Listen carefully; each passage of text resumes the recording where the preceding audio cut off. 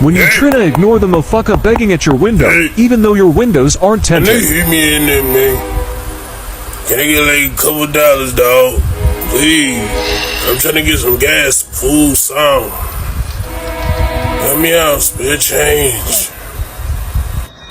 Me and my family, we stuck, man. We stuck, man. Come on, dog. You gonna sit there? He ain't even trying to help us, though. He ain't even trying to help, man. Welcome to Nice Finance. If you're reading the title, you already know what this video is about. My washer broke again. My fridge broke last week, and it's still broken. I just got paid, and I'm almost broke. I think my truck's about to break because there's a noise that has been there for months. I got a nail in my tire. Why do my bills say I'm broke? Like, hey, Wani, you don't have to pay me today because we're broken.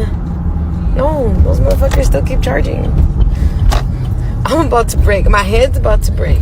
The fuck? When I was 17, 18 years old and I got my first legit job at Zaxby's, I was okay with blowing my $275 to $500 checks. As long as I could buy me some food, give me some shoes, give me some clothes, you know what I'm saying? Go out with the guys, go bowling. I was okay with blowing them checks. Why? Because we didn't have no bills back then. We was living life. We thought, hey, man, I just bust my ass, you know, this little 60 hours in 2 weeks and made like $300 something. I'm happy as hell. We think we making real money. No, because when you actually start getting bills, you know, as my mom would say, and you get into the real world and life hits you, you will realize ain't shit fucking funny. You cannot be broke with bills because you got to understand, being broke with bills and you don't have the money to pay a certain bill, like let's say you don't pay your car insurance or you don't pay that note, and they come looking for that shit, this shit not fun. It's not funny no more. You're not living life no more. You see, I don't think y'all understand what I could do to somebody right now. I'm trying to move. I got 2 cars to pay for. I don't think y'all know what I could really do to somebody right now. You know what I'm saying? With all the layoffs happening and the economy totally bleh, and all the things, some of y'all clearly don't know how to be broke, so here are some helpful tips. As someone who grew up poor and knows how to be broke professionally, this is my advice. And some of you are going to watch this and be like, duh, and this isn't for you. This is for the people who grew up fine, I guess, I don't know, and really don't know how to make things work, okay? Tip number 1 is to freeze literally everything. Cut it in half and freeze it. Cut it in half and freeze it. This includes bread, this includes meats, this includes veggies, everything. Everything pretty much can be frozen with a few exceptions. Do not freeze dairy, please, and can be used. So before it gets bad, goes bad, even before, like when you come home from the grocery store, if you're going to the grocery store, cut it in half, put it in the freezer. Once you've eaten yourself out of fridge, house, and home, that's when you go to your freezer and you take that stuff out. Look at there, a whole new game plan. 2, befriend other broke people. I mean this in 2 ways. 1, stop hanging out with people who make you spend money because you don't got any. And 2, go and be friends or community members in community, I should say, with others because it's going to make your life a whole lot easier. Join your buy nothing group and ask for things and elect yourself to get things. Join any mutual aid efforts. You should have been, by the way, if you had a job and are well off, you should have been doing this shit before, but it's okay. I'll forgive you. We'll move on. Barter. Do the things that you need to do in relationship with others so that they get something and you get something. If your friend is baking like loaves of bread and you are, I don't know, have some skill of some sort, like maybe you're a great copywriter, tell them you'll revise their resume in exchange for some bread. Literally, we are resorting to olden times bartering because that's the world we live in now. Sign up for every loyalty program ever, create a new email address for it so that you don't get them going into your regular email, and use those friggin' points and sign-ups. You do not buy something unless you have a coupon, a point, something. More broke tips to come because there's a million. In the the last 3 years, service providers' service has gone down, right? And what I mean by service providers, I mean everybody, handymans, hairstylists, nail techs, lash techs, just any service that you would need. Going out to eat, services, the service has gone down. The quality of the service has gone down. The prices has gone up. And the overall satisfaction went down. So in the last 3 years, everybody noticed this. And we all had to start learning skills, right? We all had to learn how, if you were hiring maids, you never clean. You had to start learning how to clean. You had to start learning how to cook because you weren't going out if you've never cooked. You had to learn how to start doing small projects around your house so you don't have to call a handyman. You had to learn how to do your makeup, your lashes, your nails, your hair. You had to learn how to do everything. You had to develop skills. And so now what happened is y'all are starting to see the outcome of what's been going on for the last 3 years. Y'all have made things very, very difficult on the average consumer because there's a lot of money in the system. Y'all were targeting, I guess, the top of the echelon. I hope you still continue to target them because those are going to be the ones to sustain your business through this time. But for the rest of us, we had to learn how to do these skills. And so now, no, we're not going to get our nails done every week or every 2 weeks. We're not going to get our lashes done. We're not going to get our hair done. We're not calling a handyman and having the maids come every 2 weeks or whatever. We have had to learn, or going out to eat. We've had to learn how to do so many things because the prices got out of hand and the service was terrible. Okay, if you were a service provider and throughout these last 3 years, you provided excellent customer service, you stayed loyal, your prices were, reasonable and good to y'all who raised the prices and made a bag, happy for you. I hope you can pivot and continue making that bag. But for those of you who, I've seen a lot of videos of service providers saying, business is so slow, people are so broken. People are not going to spend money because we've had to learn how to do these services on our own. We've had to develop skills in the last 3 years. And now we don't need it. There will come a day where more money is in the system. And yeah, we will say, you know what, I don't mind spending the money. But right now, and I would say probably for the next few years, it's going to be rough. It's going to be rough for the service providers because I've had to learn how to do everything. And I'm not spending any unnecessary money. None. And so all I can say is good luck. I hope that for the young business owners, the next time things happen and there's a lot of money in the system, you are able to maintain your customer base with good customer service and being friendly and helpful and maintaining good quality service and keeping your prices together and save a lot of money, because we're in a situation now where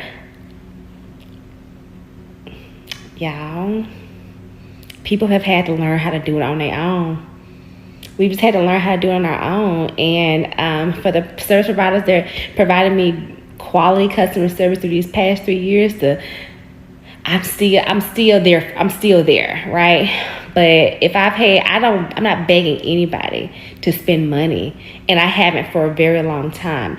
If I get any inkling of bad customer service, that's all I need. I will never return to you, and you will be receiving a bad review. You will be. Other people will know about your terrible customer service. So be careful how you treat people. Let's talk about it. So I know you all are probably wondering this very question. And I know that because it was the first question that I asked myself.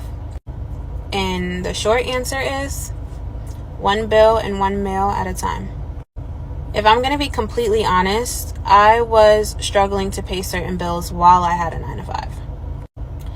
And the problem with that is that I had a set income. I wasn't able to make much more than what I was making at that 9-to-5, but they were also taking up a lot of my time. So my thought process is, if I'm going to struggle anyways, I might as well struggle towards something that has a light at the end of the tunnel.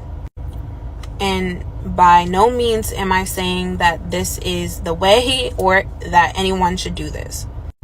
I'm just saying that struggling through a 9-to-5 with no hope is just not going to do it for me anymore. So, yes, this might be hard, but I am no stranger to a hustle. To be honest with you, I was hustling through to make it by anyways. So, the short answer, one bill and one meal at a time. I'll put the long answer in part 2.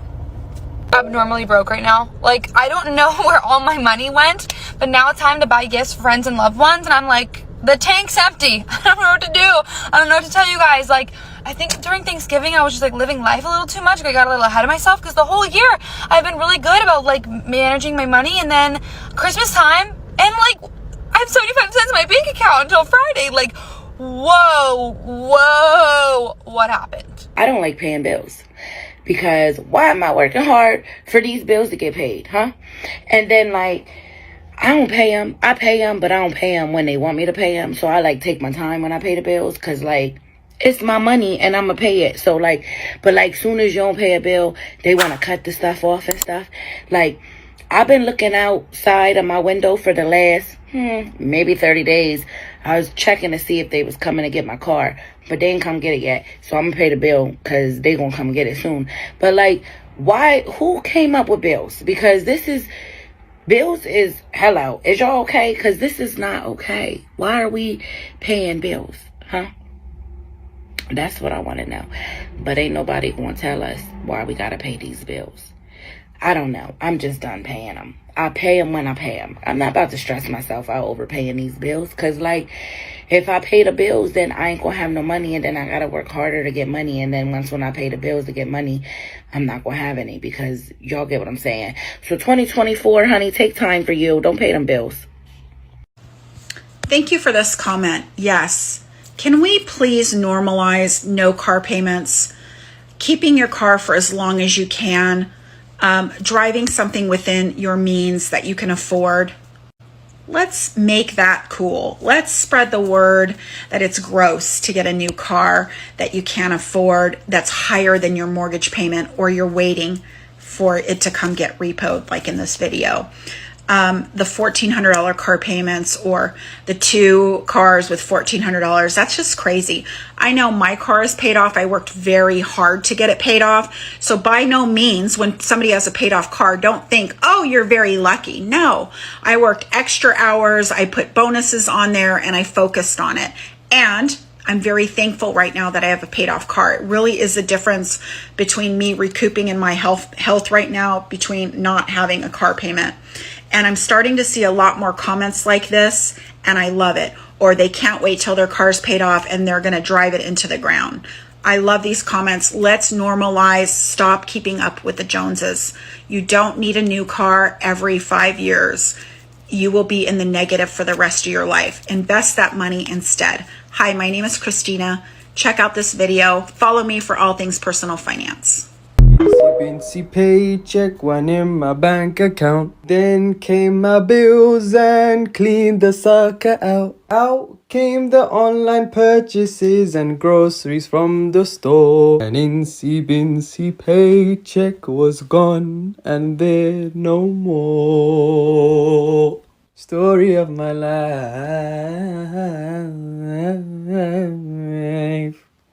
of my life. Of my life, ooh, of my life.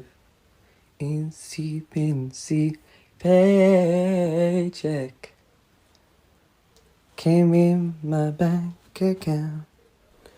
Out came the bills and cleaned the sucker out.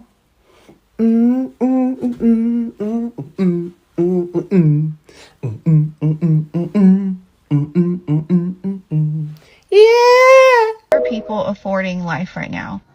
We're not. We're broke as fuck. I just got a hospital bill for $2,395. I have insurance and I went to the ER for literally half an hour. Fuck this. Talk to me, y'all. You got the rent, the light bill, the gas bill. You may have a car note.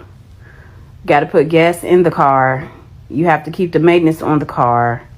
You may have children that are in school or in sports. You do work 40 hours a week, but by the time they snatch the taxes out, you have just enough to cover your bills. Your next paycheck is already accounted for because it's going to the same bills. How are y'all maintaining? How are you maintaining your sanity? I am tired. And I know we in the era where we want to show everybody that we have it like that. But I'm going to keep it a buck with y'all. I ain't got it like that. You work a job where they don't. Some people, now this, I know a lot of people, they'll work overtime. My job doesn't offer overtime. And by the time I get off, everything else is closed in my area. Or you try to work remote, but these jobs, they'll place some listings on Indeed, but they ain't calling you back with a great resume, right? How are you all maintaining? Life is very expensive.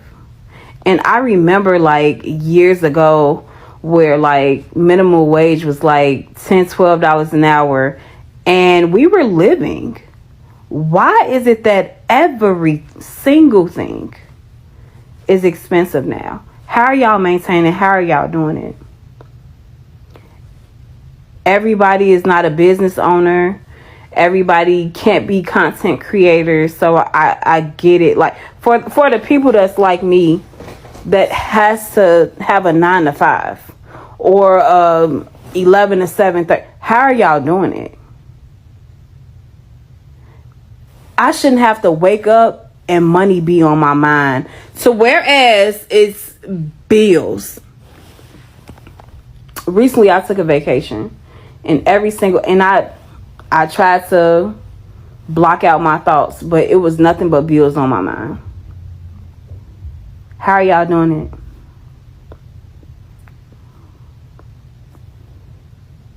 Why are they going up on rent like this? Like who? $700-800 in taxes just snatched out of our checks. How are y'all doing it? I'm tired. I'm gonna keep going. I'm not gonna stop. But something has to give. It's getting very weird. She's absolutely right. Nobody can afford much of anything right now. There's no extra cash lying around. Everyone's feeling the pinch and stressed out. Naturally, services like these are taking a hit. I can only imagine how tough it must be for business owners. It's incredibly stressful for them. Times are only going to get tougher. What we're seeing now is just the beginning of a snowball effect, and in the next few years, things could start to resemble a third world country around here. Stay prepared, keep praying, and keep moving forward.